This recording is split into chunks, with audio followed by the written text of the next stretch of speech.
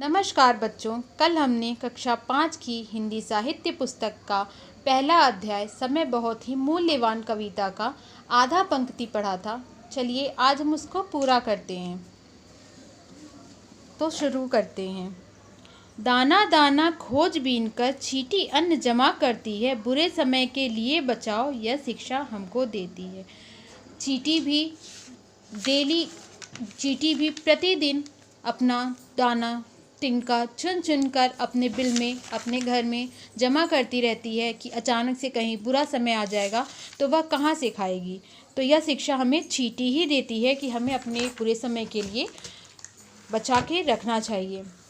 देखो कांटे ओढ़ पहनकर फूल सभी मुस्काते खिलते, वही सुखी जो सहे मुसीबत इन जैसे ही हंसते हंसते।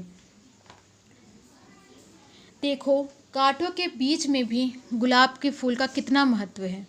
तो कवि यहाँ पे हमें यही बताना चाह रहे हैं कि जिस प्रकार कांटे ओढ़कर भी फूल मुस्काते और खिलते रहते हैं, देखो सुखी जीवन वही जी सकता है जो अपने जीवन में मुसीबत आने के बाद भी हंसकर उसका सामना करे।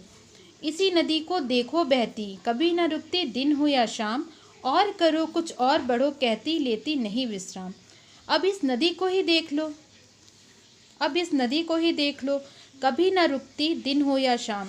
नदी निरंतर बहती रहती है, चाहे दिन हो या शाम हो। और करो कुछ और बढ़ो कहती लेती नहीं विश्राम। और हमें नदी ये शिक्षा देती है कि हमेशा जिंदगी में प्रयास करते रहो, ना कभी रुको, ना कभी विश्राम करो।